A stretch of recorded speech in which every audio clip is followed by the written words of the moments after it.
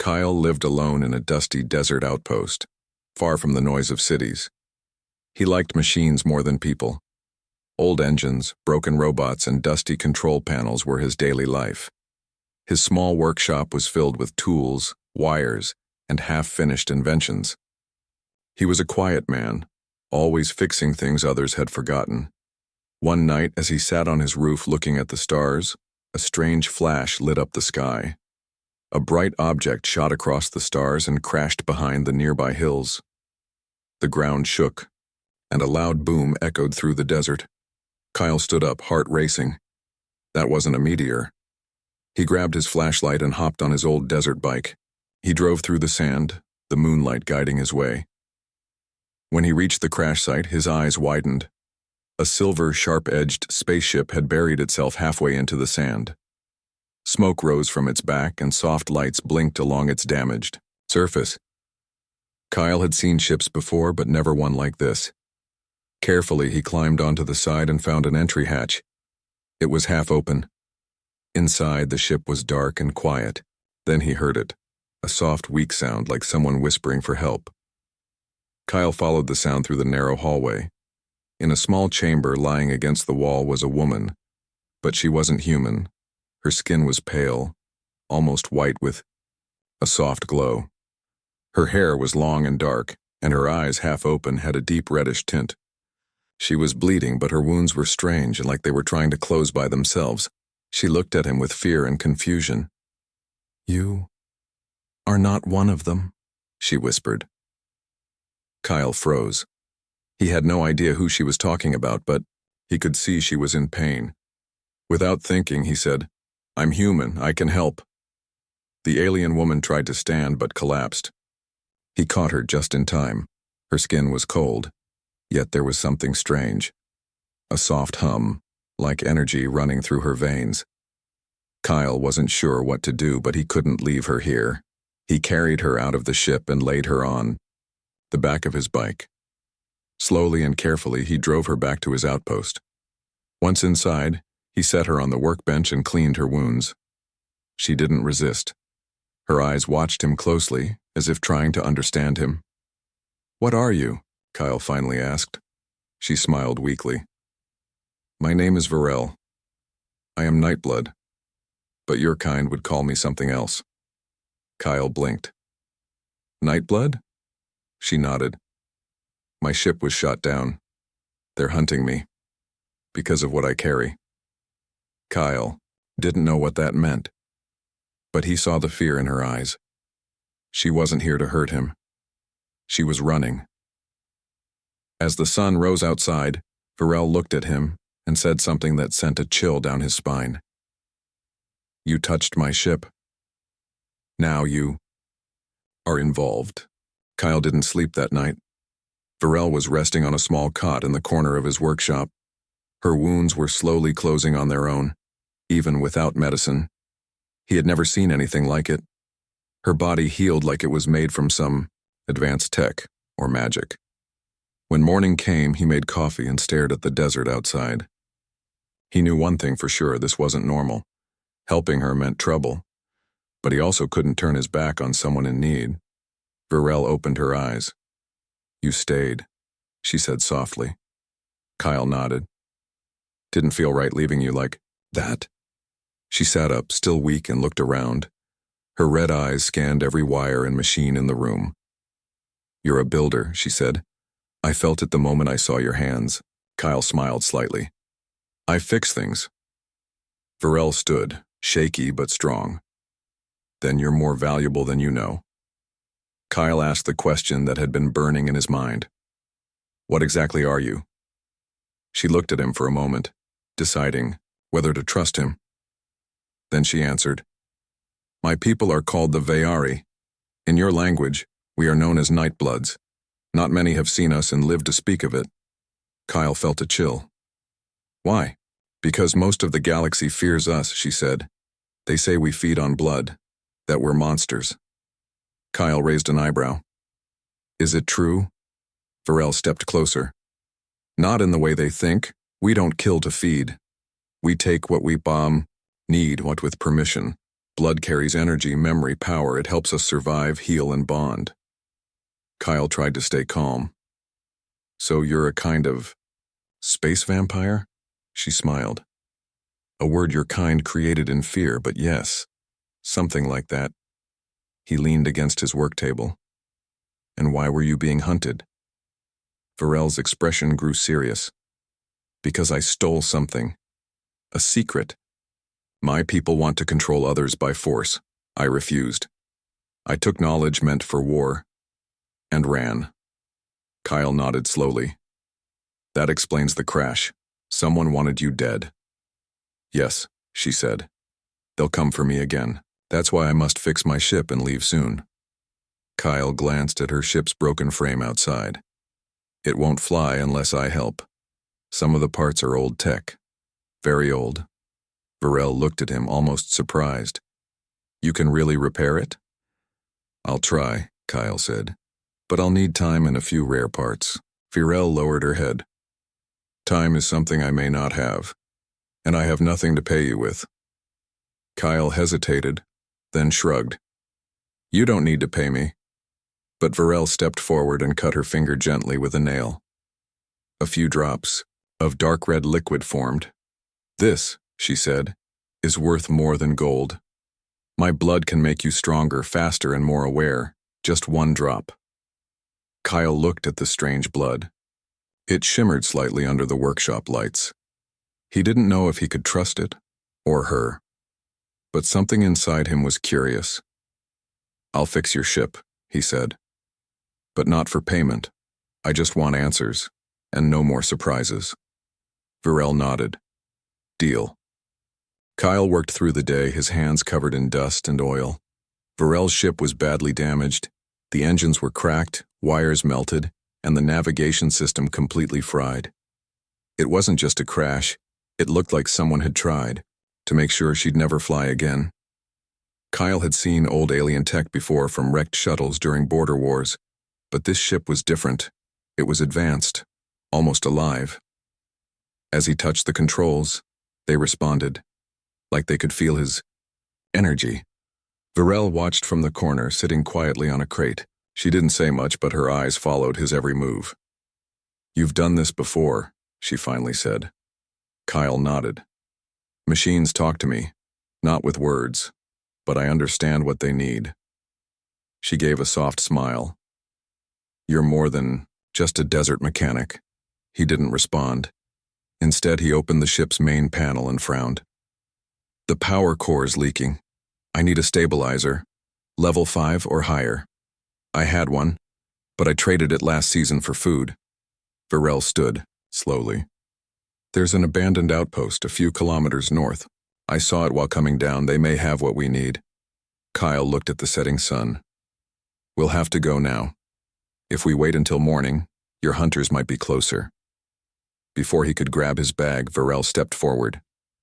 Wait, she raised her hand and cut her palm slightly. A single drop of her blood floated in the air, shimmering like liquid metal. You'll need this, she said. It won't harm you. It will help you move faster and feel danger before it arrives. It's not control, it's a gift. Kyle hesitated. He remembered what she had said before. Her blood was valuable, powerful. But was it safe? He took a breath and nodded. Just one drop, right? Varel nodded. Just one. She gently placed the drop on the back of his hand. It vanished into his skin like water into dry earth. At first, he felt nothing. But then, something changed. His vision sharpened. The wind outside seemed louder. He could hear the clicking of tiny gears in the workshop, the hum of Varel's heart, and even the footsteps of a beetle crawling near the door. What is this? He asked. Your body is learning, Varel said. Just stay calm. It will pass soon. Together they left the workshop and walked through the rocky desert. Kyle moved faster than before. His feet were lighter and he could see small movements in the dark. Every sound came clearer. He didn't feel human. He felt more. They reached the outpost just after nightfall. The place was quiet and broken, half buried in sand. Kyle entered. first scanning the shadows. His new senses warned him of a faint energy source behind a fallen wall. He moved quickly, found a power box, and pulled out the stabilizer. "Got it," he whispered. But then he froze. His ears picked up something strange, soft breathing, not theirs. He turned to Varel. She had already sensed it too. "We're not alone," she whispered. From the shadows, a red light blinked. Then another. Then 3 more. Tiny metal drones hovered into view, scanning the area. "Scouts," Varel said. "The hunters are near." Kyle's heart beat faster as the red lights of the drones blinked in the darkness. They were small, round, and moved smoothly through the air, like silent hunters. One of them turned toward him and let out a soft chirp. "They've seen us," Varel whispered. "Can we run?" Kyle asked quickly. Varel shook her head. "Not fast enough. If they lock on, they'll send our location to the bounty team." Without wasting time, Kyle threw the stabilizer into his bag and ducked behind a broken wall. Varel followed. The drones spread out, scanning the area with thin blue beams. Kyle looked at his wrist. His pulse was fast, but his mind was sharp. The drop of alien blood in his body was doing something. His thoughts were clearer and his body moved with a strange lightness. "We need to disable the drones," he said quietly. "I can distract them," Varel offered. "No," Kyle said. "Let me try something first." He reached into his tool pouch and pulled out a small magnetic pulse device. It was meant to restart broken engines, but he had used it before to scramble electronics. He adjusted the settings and counted in his mind. 3, 2, 1. He tossed it high into the air. A bright flash lit up the area, and a buzzing sound followed. 3 of the drones dropped immediately, their lights dead. One remained, but it floated uncertainly. Varel leaped out, fast and silent, and smashed it to the ground with a sharp piece of metal. Sparks flew. "All clear," she said, breathing heavily. They moved quickly through the sand, heading back to the workshop before more trouble arrived. The night air was cold, but the danger kept them alert. Every now and then, Kyle looked back to make sure they weren't followed. When they reached the outpost, Kyle locked the doors and set extra sensors around the building. He placed the new stabilizer on the workbench and got to work. Varel sat close, her eyes watching every wire. "He connected. You saved us," she said. Kyle didn't look up. "You gave me your blood. I think that's what helped me think faster." She nodded. "It does more than that. It connects us. You can feel danger because I can feel it too. For my kind, that's called a bond." Kyle paused. "A bond? It's not love or control," she explained. "It's trust. When I gave you my blood, I gave you a piece of my strength." Kyle thought about it. He wasn't sure what he felt. Maybe it was fear, or maybe something else. But he couldn't deny how clear everything felt since that moment.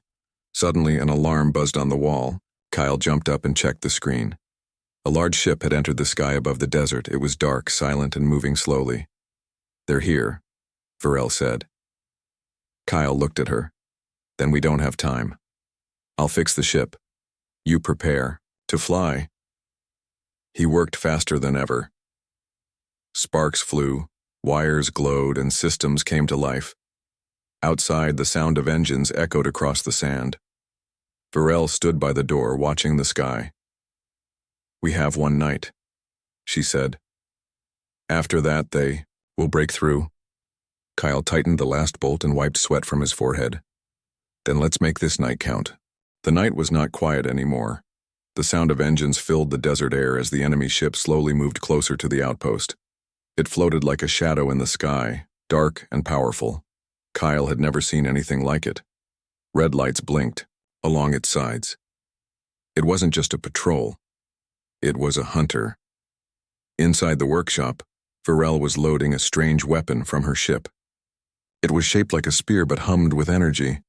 "They will not wait," she said. "Once they're close, they'll attack without warning."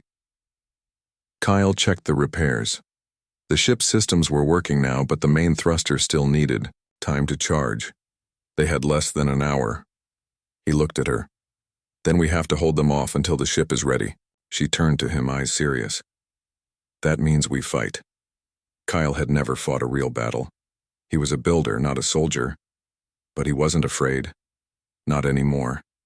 Something inside him had changed ever since he accepted her blood. He felt stronger. Sharper. Like he could do more than fix things. He could defend them.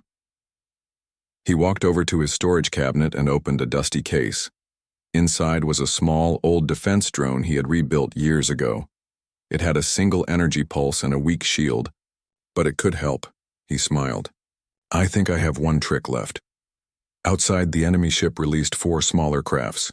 They landed fast, kicking up sand, and from them stepped tall figures in black armor with glowing red visors. They moved like trained killers, calm and ready. Varel watched from the roof. They are the Red Trackers, elite hunters. I faced them once before. Barely escaped. Kyle set the drone outside and connected it to his wristband. Let's make sure you escape again. The Red Trackers moved toward the workshop. One of them lifted his weapon. Kyle pushed a button, and the drone shot a bright pulse toward the first attacker. It hit the target's chest, knocking him back. The others spread out quickly. Then the fight truly began. Varel jumped from the roof, her spear flashing with red energy. She struck one of the enemies hard, her movements fast and deadly. Kyle used his tools, an old spark gun, some homemade, traps and his own clever thinking, to delay the others. One enemy broke through the line and ran toward the ship. Kyle charged forward, tackling him to the ground. The soldier was stronger, but Kyle's body reacted faster. He rolled, grabbed a broken pipe, and struck the helmet hard. The enemy fell. Varel moved like lightning, but even she was slowing. The hunters kept coming, each wave more aggressive. Kyle rushed to the power system and checked the ship's status. 10 more minutes, he shouted. We won't last that long, Varel replied, breathing heavily.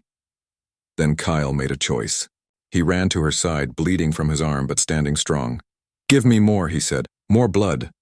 She looked at him, surprised. It will change you. I don't care, he said. We don't have time. Varel nodded and quickly let another drop touch his skin. The effect was stronger this time. His vision doubled, then cleared. His hearing expanded. His heart burned with energy. Together they stood side by side, human and alien, ready for the final wave. Outside, the desert was filled with fire, but inside the storm, they held the line.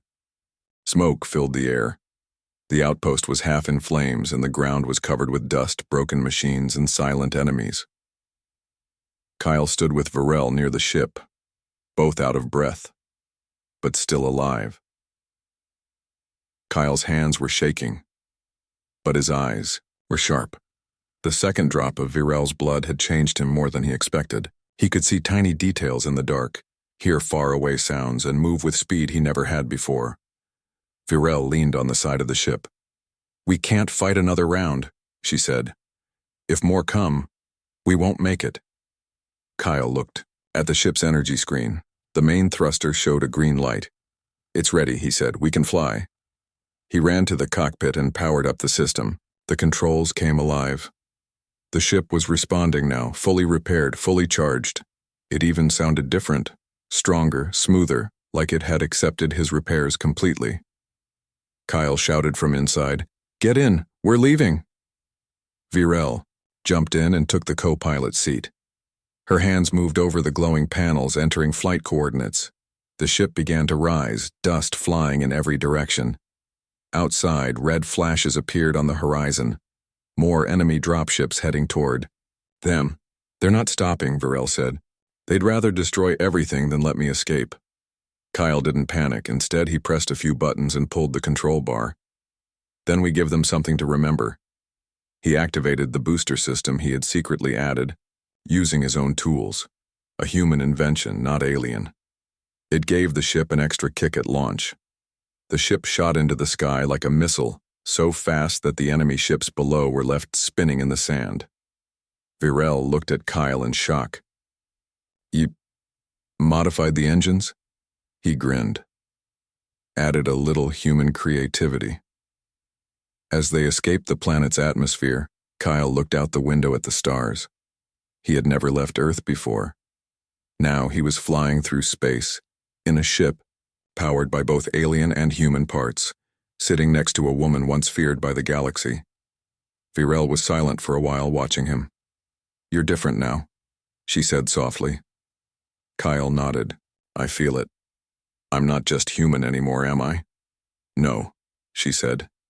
"You carry my blood. A part of my kind lives in you, but you're still you. That's what makes you strong." He looked at his hands.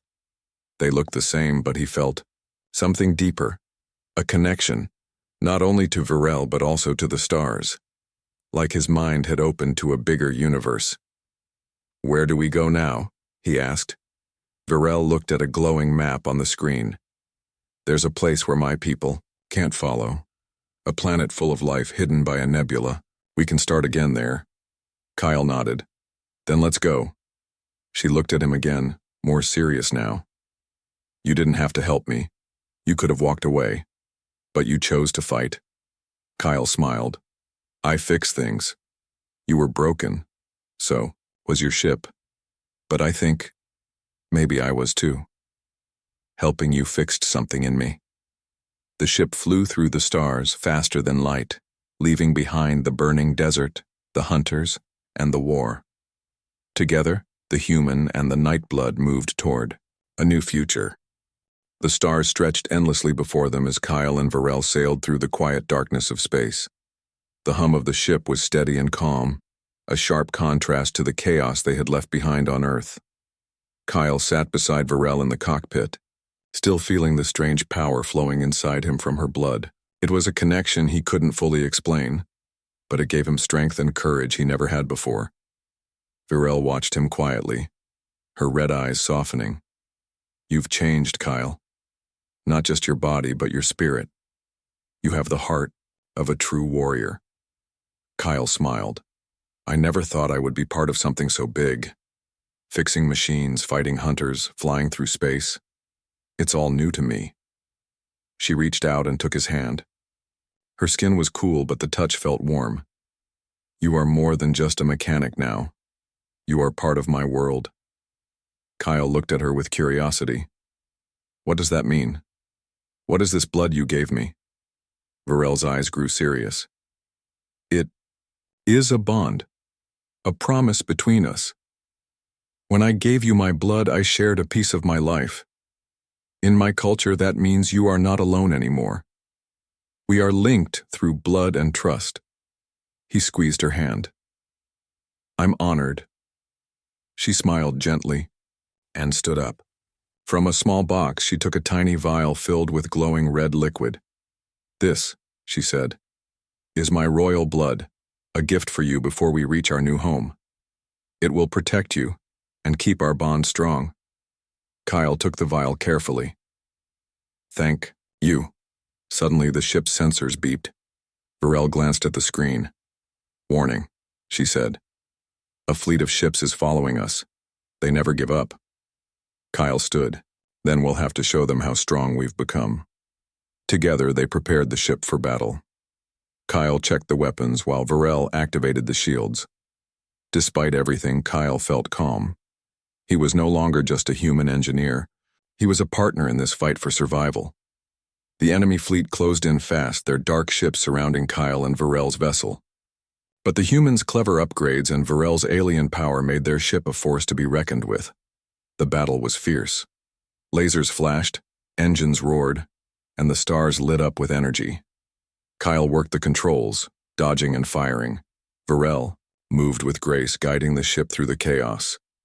In the middle of the fight, Kyle remembered something: the bond. He focused on the feeling inside him, the connection to Virel. His mind cleared and his reactions sharpened. With her blood flowing through his veins, he found new strength. "Now!" he shouted. Virel fired a powerful energy blast, breaking through the enemy shields. The fleet scattered, forced to retreat. Silence fell again. Kyle and Virel looked at each other, both breathing hard but smiling. "We survived," Kyle said. "Yes," she replied softly, "because we are stronger, together." The ship moved onward faster than before toward the hidden planet Varel had spoken of. It was a place where they could finally be free. As they approached the bright blue and green world, Kyle felt hope for the first time in a long while. Varel reached out and touched his cheek. "This is just the beginning, Kyle. Together, we will build a new life, a life of peace and trust." Kyle looked at the stars again and smiled. "Thank you for trusting me," he said, "for giving me your blood, and thank you for fixing my ship." "And for fixing a part of me," Varel said. Hand in hand, the human engineer and the vampire alien woman prepared to step into their new future, a future where different worlds met and trusted each other. Their journey had started with a crash in the desert. Now it was a new story written among the stars.